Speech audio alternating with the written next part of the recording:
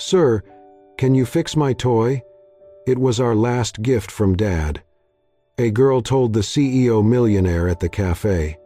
The cafe was quiet, tucked into the corner of a narrow street where the city's noise softened into murmurs. The clock ticked past 4. Soft jazz played low from the speakers, blending with the scent of coffee and damp pavement. Elliot Walker sat at his usual table by the window, a porcelain cup resting on its saucer. He wore a charcoal coat over a pressed white shirt, his tie loosened slightly, like he had forgotten to finish undoing his day.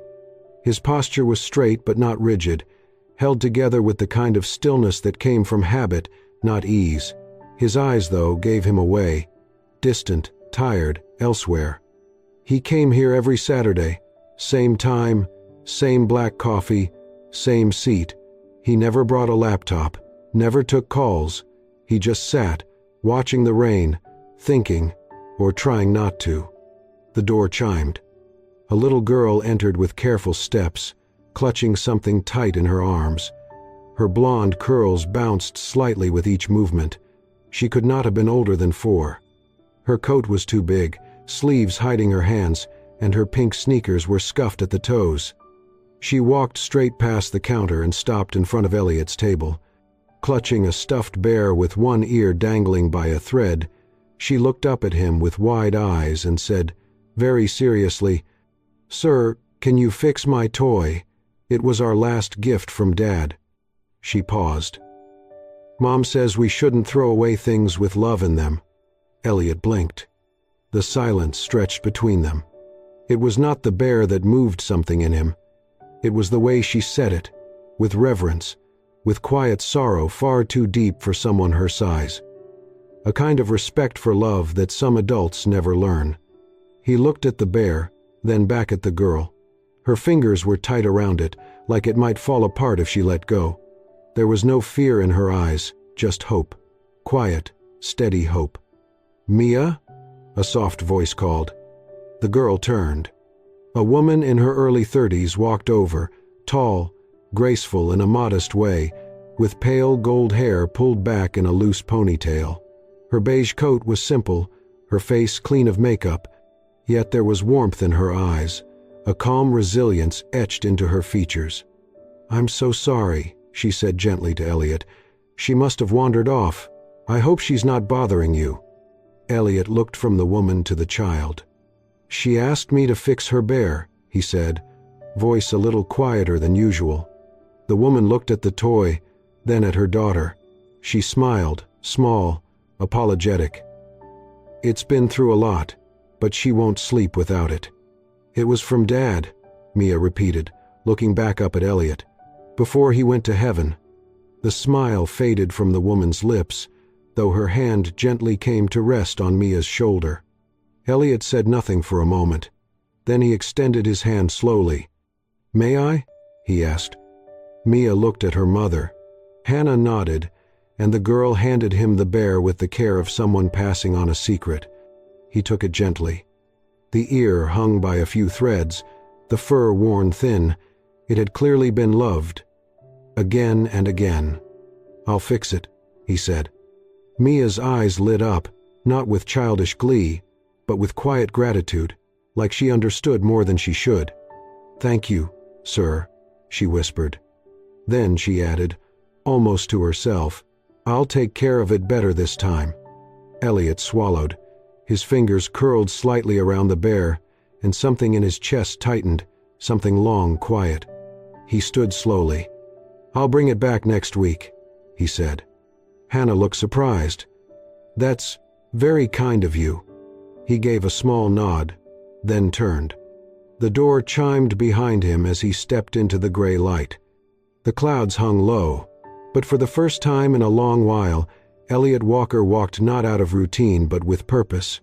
Elliot stood alone in his apartment, the city lights flickering beyond the tall windows. He had not bothered to close the curtains. He never did. The silence no longer bothered him. It had become something he understood, something familiar. He set the stuffed bear gently on the dining table, cleared the surface, and pulled a chair close. It felt like he was preparing for delicate surgery. He rolled up his sleeves, opened a small sewing kit from the drawer, and stared at the torn ear. It was just a toy. Fabric, thread, stuffing. And yet, it felt heavier than it should in his hands. He threaded the needle slowly and began to stitch, loop by careful loop. His fingers were stiff, unsure. They were used to keyboards, not this kind of repair. But he kept going, steady and focused. With each stitch, something inside him loosened, not in his hands, but in his chest. He remembered the sound of boots on hardwood, the door creaking open late at night. His father, upright and unreadable in uniform. The few hugs they shared had been brief, stiff. The silence at dinner was always orderly, never warm. Colonel Walker did not raise his voice. He did not need to. His presence alone commanded attention. Discipline was his way of loving. Respect, his form of connection. And Elliot had tried. For a long time. Until the day he said no. He was 12 when he told his father he would not apply to the military academy. His father had come home expecting celebration. Instead, Elliot laid out a folder of computer science scholarships on the counter. The silence that followed had lasted weeks. "I am not asking you," his father said. "I know," Elliot replied, "but I am not asking for permission either." They had not been the same since. Even after Elliot graduated from MIT, built his company, became a millionaire by 25, his father never said, "I'm proud of you," only, "Do not let it go to your head." Still, Elliot showed up. Birthdays, holidays, always brief visits, always measured. Like two people sharing a house, not a home. The needle pricked his finger. He winced, sucked the blood, and continued. He thought of his 10th birthday. That year his father had been home. No party, no candles, just a plain box after dinner. Inside was a model airplane, military grade, his father had said. "Do not break it." Elliot hadn't. But he had lost it years later during a move. Still, he remembered the cool feel of the metal, the sharp smell of glue, the way it felt impossibly fragile. Why had he never told his father how much it meant to him? Why had he never kept it safe? He finished the last stitch and gently folded the ear back into place. It was not perfect, but it held, and that mattered more than he expected. He leaned back in his chair, staring at the bear. The room was still quiet. But this time, the silence felt different. Hollow, not peaceful. He picked up the bear, ran his fingers over the stitching and whispered, "I should have kept that plain." He was not sure if he meant the toy or something deeper. For a long moment, he sat there, just breathing.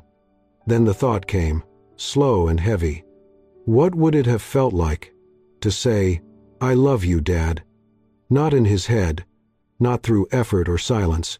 Just say it. But that was never a phrase he had learned to use. Not yet. The following Saturday, Elliot arrived at the cafe precisely at 4, as he always did. But this time, he was not just carrying his usual calm exterior and empty thoughts. In his hands was a paper bag, folded neatly at the top, with something soft inside, a bear that now had 2 ears again, stitched with uneven but careful hands. He sat at the same table by the window, the one slightly apart from the others. The weather had turned warmer, and sunlight slanted through the glass, catching dust in the air like flecks of gold. 10 minutes passed before the door chimed softly and the familiar pair walked in. Mia spotted him instantly. She tugged at her mother's coat, whispering something, then let go and rushed across the cafe with the urgency of a child holding back excitement. Elliot stood as she approached. He bent down slightly and handed her the bag. Her hands reached in slowly, as if unwrapping a treasure. The moment her fingers touched the bear, she gasped, gently, reverently. "You fixed him," she breathed, cradling the toy against her chest. "His ears back," she added, her voice filled with something purer than joy. It was gratitude. "Thank you, thank you, thank you," she said, over and over, throwing her arms around his waist in a sudden hug. He froze for a second, startled, then placed a hand lightly on her back. "You are welcome," he murmured, unsure what else to say. Hannah reached them, a little out of breath. She smiled, though her eyes glistened. "I did not expect you to go through all that trouble," she said softly. "It was not trouble," Elliot replied. She looked at him for a moment, her gaze steady but gentle. "Still, thank you. It means more than I can say." He nodded, almost awkwardly, and gestured toward the table. "Would you like to join me?" She hesitated, then smiled and said, "Just for a little while." From then on, every Saturday became a quiet tradition. Hannah and Mia would arrive shortly after he did. They would sit together for a while, sometimes at his table, sometimes one next to it. Mia would color or play with her bear while the adults talked. Nothing too personal at first, just life, work, books, weather. But slowly, the layers began to peel back. Elliot learned that Hannah worked 3 jobs: mornings as a cashier in a small grocery store, afternoons helping organize books at the local library, nights cleaning offices in buildings like the one Elliot owned. "It is not glamorous," she once said with a shrug, "but it is honest, and it keeps us going." She never complained, not about being tired, or being alone, or struggling to make ends meet. Her eyes were clear, her words simple, and always laced with a quiet kind of strength. When Elliot asked about Mia's father, Hannah answered without bitterness. "He died in a car accident. 3 years ago. She was just a baby." There was a short silence. "I still talk to him sometimes," she added with a smile that trembled. "In my head, especially when things get hard." Elliot looked at her, surprised not by her loss, but by the way she carried it, with grace, not grief. "What about you?" she asked once. "Any family nearby?" "My father," Elliot replied. "But we do not talk much." She did not press. She only nodded, as if understanding without needing the full story. And Elliot found himself wanting to fill in the silence, not because he felt obligated, but because, for the first time in years, someone was listening without expectation. One afternoon, as the sun dipped lower in the sky and cast long shadows across the table, Hannah said something that stayed with him long after they left. "I believe things get better," she said, sipping from a chipped ceramic mug. "Not because they magically do, but because people choose to do the right thing even when it's hard. That's how life gets better, one choice at a time." Elliot said nothing. But that night, back in his apartment, he caught himself thinking about her words. Not because they were profound, but because they were true. And maybe, just maybe, he was starting to believe them too. The spring air was soft that Sunday morning, the kind that made the world feel newly washed. The sky was clear, the breeze gentle, and the park buzzed with the laughter of children and the rustle of leaves.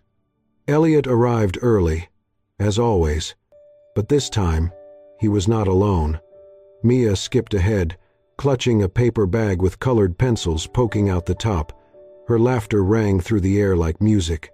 Hannah walked beside Elliot, her coat unbuttoned, a sundress catching the breeze. There was something peaceful about her presence, like walking beside someone who carried stillness without effort. Mia ran straight toward the old-fashioned carousel in the center of the park. Elliot bought her a ticket and watched as she chose a wooden horse painted in faded blue. As it began to spin, she gripped the pole tightly, her face glowing, hair flying. Her giggles floated across the grass. Hannah smiled and settled onto a nearby bench. She pulled a worn paperback from her bag, opened it, then looked up again, watching Mia with quiet joy. Elliot sat beside her. "You look like you do this often," he said. "Every now and then, when we can." They sat in easy silence, watching Mia circle around again and again. Her happiness was contagious, and Elliot felt it settling in his chest, warm, light, unfamiliar. When the ride ended, Mia ran back and flopped onto the grass beside them. "Best day ever," she declared, hugging her bear close. They spent the afternoon wandering. Ice cream dripped down Mia's hand as she tried to eat faster than it melted. Hannah gently wiped her cheek while Mia giggled and squirmed. Later, they found a shady spot under a tree, and Mia pulled out her pencils and sketch pad. Elliot lay back in the grass, arms behind his head. He listened to Hannah flip through pages, Mia humming as she drew. He hadn't felt this free in a long time. "Done," Mia called. She crawled over and held up her drawing. 3 stick figures, one tall, with a tie, one with long hair and a dress, one small in the middle, holding both their hands. Above it, in uneven letters, it read, "Mom, me and him." And below, almost hidden, "Maybe?" Elliot stared at the picture. He swallowed hard, something stirring inside, a strange ache that was not quite pain, not quite joy. Hannah leaned in to look. She smiled, but her eyes were wet. "I think she's trying to tell us something," she said softly. Elliot nodded, still looking at the drawing. Later, as they walked along the pond's edge, Elliot spoke before he could stop himself. "My father and I, we were never close." Hannah looked over but stayed quiet. "He was in the military," Elliot continued. "Everything was rules and structure. Emotion was a distraction." "You didn't feel seen?" she asked gently. "I felt, expected, to become him." "And you didn't want to?" "I couldn't. I wanted something else. I chose it. He never forgave me."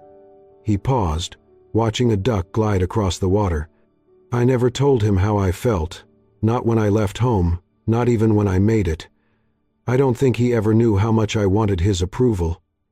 Or maybe he did and just didn't care." Hannah was quiet for a long moment.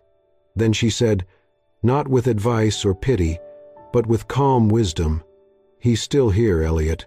Some people don't get that chance. Not to fix things, not even to try."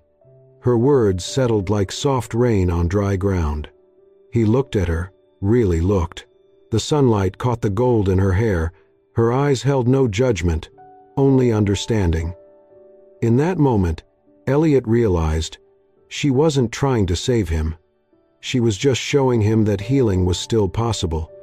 And maybe, just maybe, it wasn't too late. The knock on the apartment door was unexpected. Elliot had not seen his father in nearly a year. Not since the brief, obligatory Christmas lunch where they had exchanged 3 words and even fewer glances. But now, as he opened the door to find Colonel Richard Walker standing in the hallway, dressed in a crisp navy blazer, polished shoes, and his ever-present stoic expression, Elliot's breath caught. "May I come in?" his father asked. Elliot hesitated, then stepped aside. They sat in silence for a few minutes. The colonel's eyes scanned the room, modern, minimalist, spotless, before settling on his son. "I hear you've been spending time with a woman," he said flatly. Elliot's jaw tensed. "Her name is Hannah."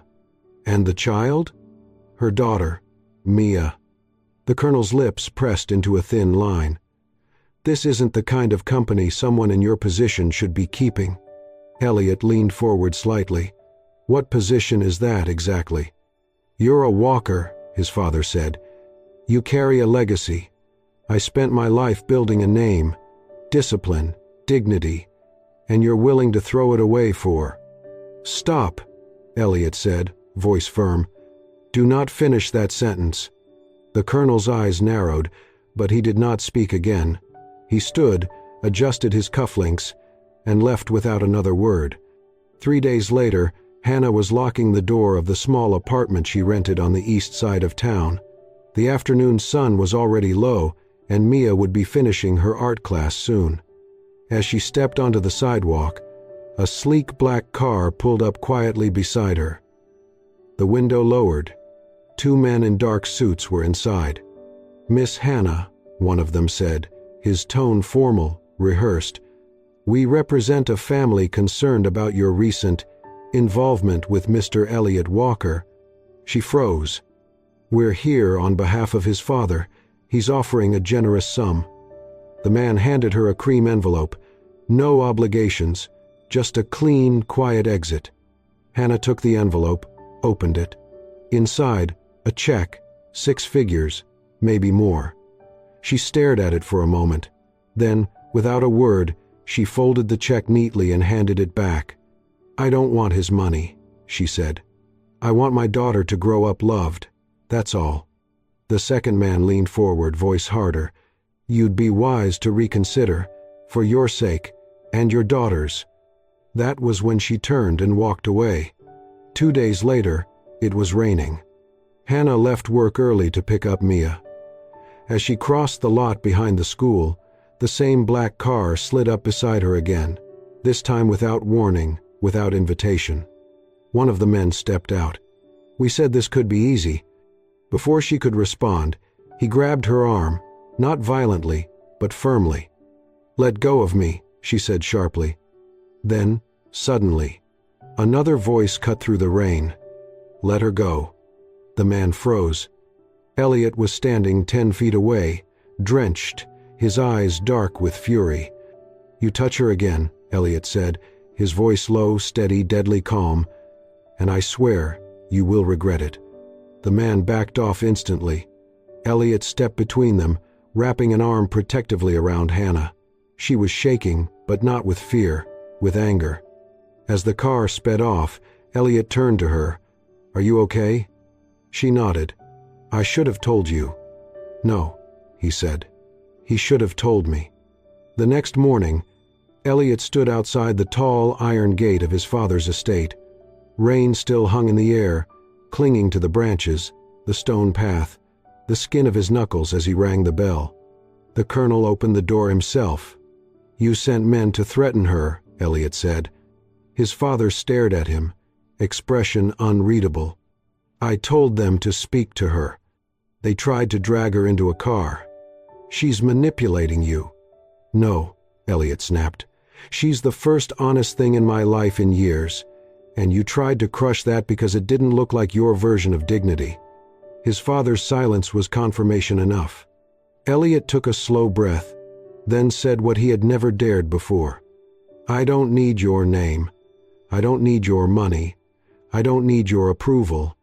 His voice cracked, not with weakness, but with strength finally released. "If being your son means being cold, cruel, and alone, then I would rather not be your son at all." The words hung heavy in the air. The colonel said nothing.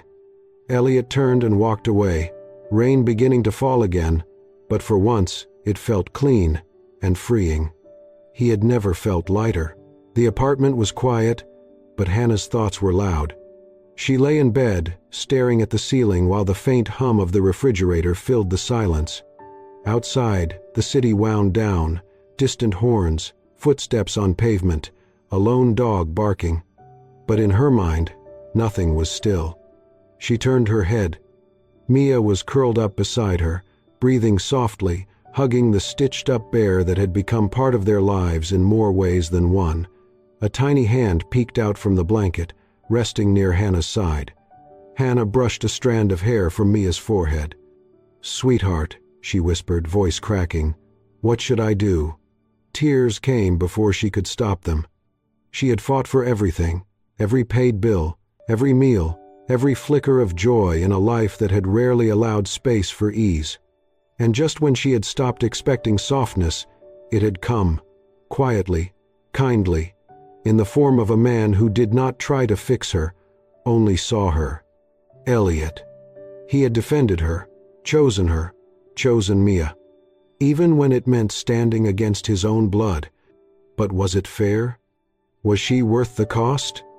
He came from a world she could never enter, wealth, power, a last name that opened doors.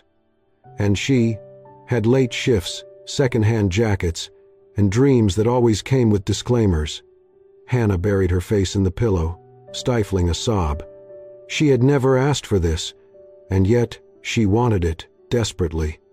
Not for the comfort, not for the money, but for how Elliot looked at Mia like she mattered, for the way he listened, for the rare, gentle smiles he saved only for them, for the man he became when he was near them, softer, warmer, like someone finally becoming whole. But could she be the reason he lost everything? She glanced at her daughter, asleep, unaware of any of it.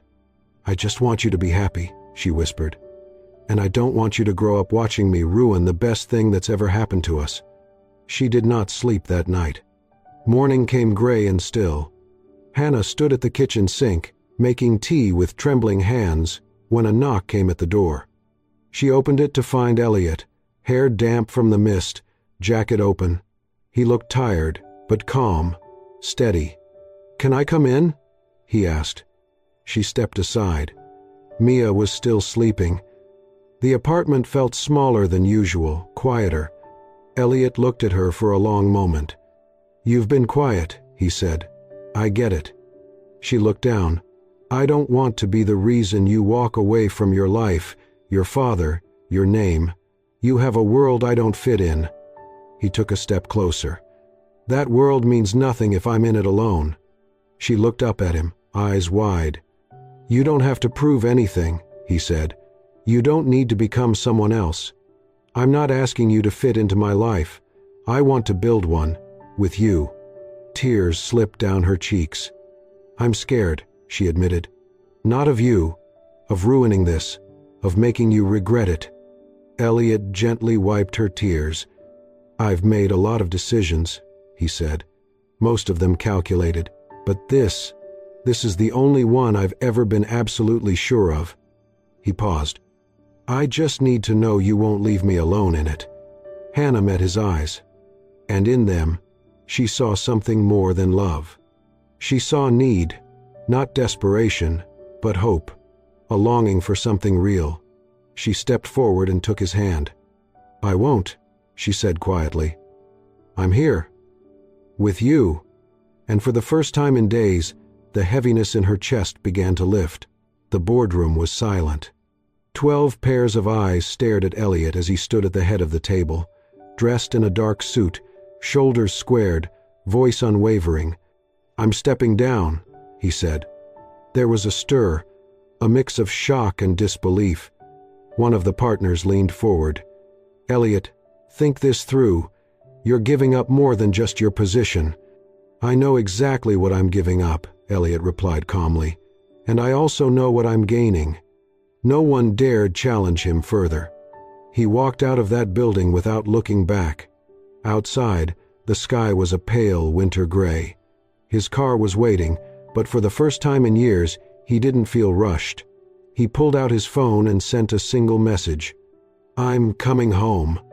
That evening, the apartment smelled of something warm, simple food cooked with care, not catered, not plated like art, just dinner. Hannah was setting the table while Mia sat cross-legged on the floor, coloring. The little girl looked up and beamed the moment Elliot walked in.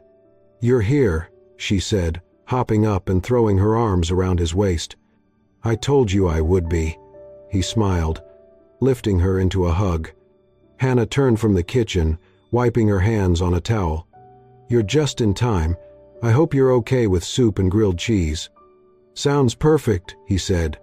They ate at the small dining table, 3 mismatched chairs and a flickering candle in the middle. Mia chatted about her drawings, her teacher, a squirrel she had seen on the fire escape that morning. Elliot listened, really listened. His hand occasionally brushed against Hannah's under the table, and each time neither pulled away. When dinner ended, Mia took her plate to the sink, something she'd clearly been taught to do, and ran off to get her pajamas.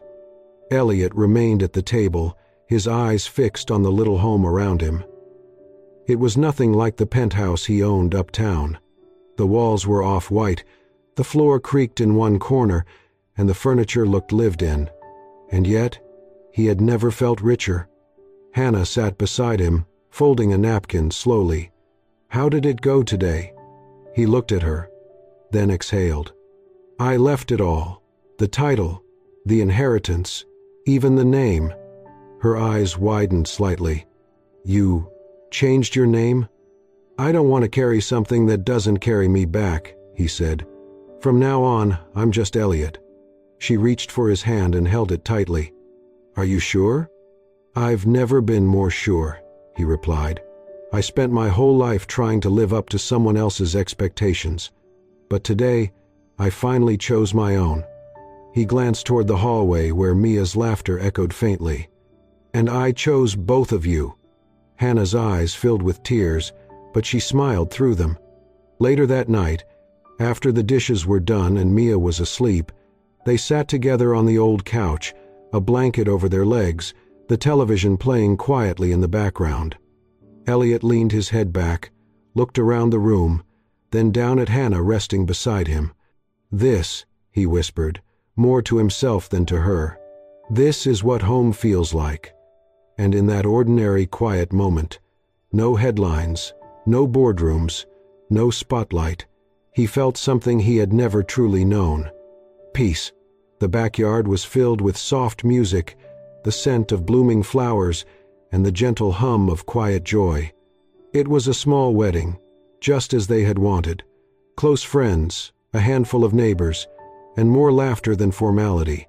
White folding chairs lined the grass, fairy lights strung between trees, dancing in the late afternoon sun. Hannah stood beneath a simple wooden arch, her blonde hair gathered into a loose braid, a few tendrils catching the breeze.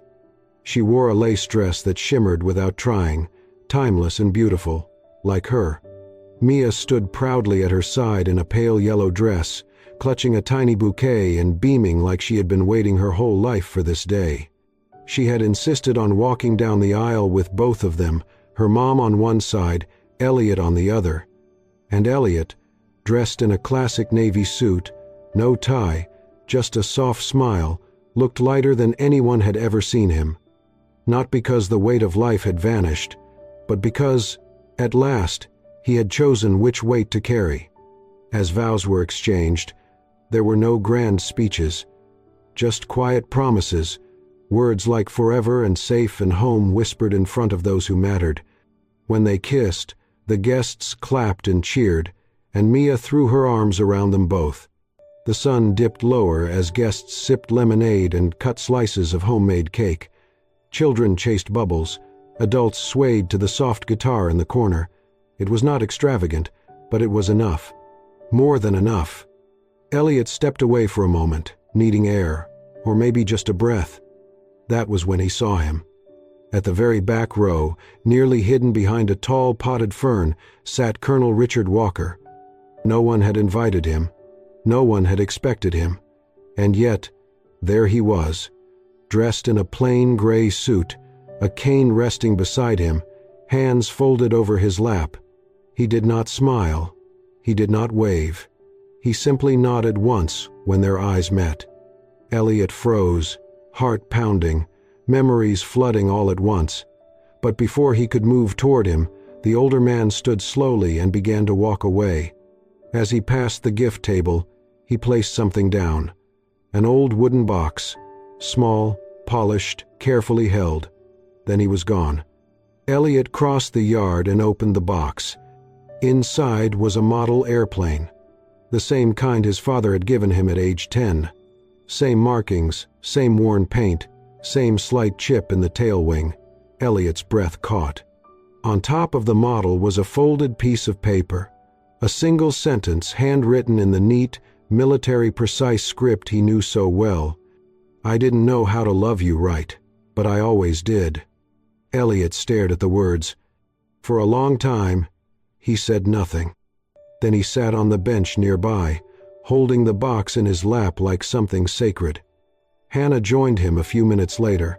She saw the open lid, read the note, and gently rested her head on his shoulder. He did not cry right away.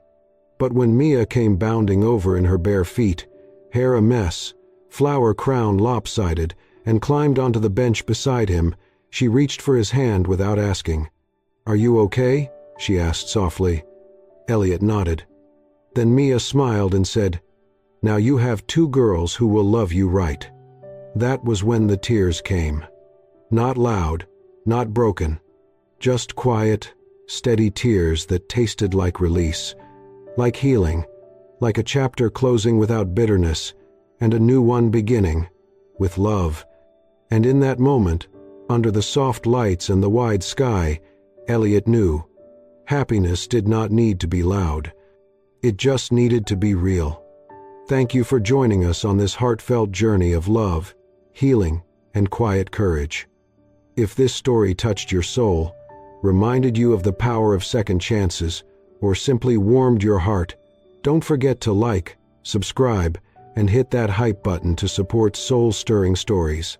We bring you real, emotional tales that heal and inspire, one story at a time.